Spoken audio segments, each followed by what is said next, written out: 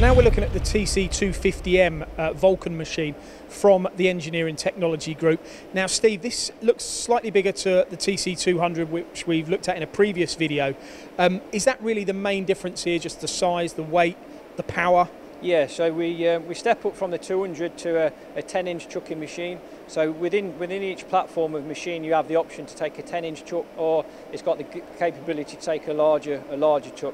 The difference between the 250 that we're looking at now and the 200 previously is the turret. On here we've got a BMT driven turret. Right, those driven tools. It's good for, we talk about entry-level machining here, but there'll be a lot of engineers that will be purchasing your machines that could be their first CNC, couldn't it? Is it good to go straight from nothing to a mill drill machine, and if so, is it easy to get to grips with the fact you can do milling as well? Yeah, definitely. I mean, a lot of customers, again, what we've seen from our medium to high end, everybody's now looking at upskilling and getting more out of their machine tool. So pushing that little bit extra to put a few more options on the machine is going to future-proof themselves.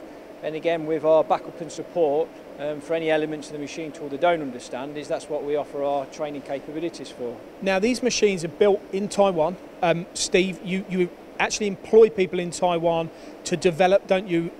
Design, develop, and actually produce these products. What's the advantage, do you think, to our viewer if they were going to buy one of these machines with those aspects? The key features of the machine itself is we do have ETG feet on the ground in the factory. So all the way through product line, from when it starts from basically receiving our order to when the machine is dispatched, we have representation within the factory that quality checks that when the machine's landed here, it does exactly what we need it to. Last point I want to pick out on is your bar feed here.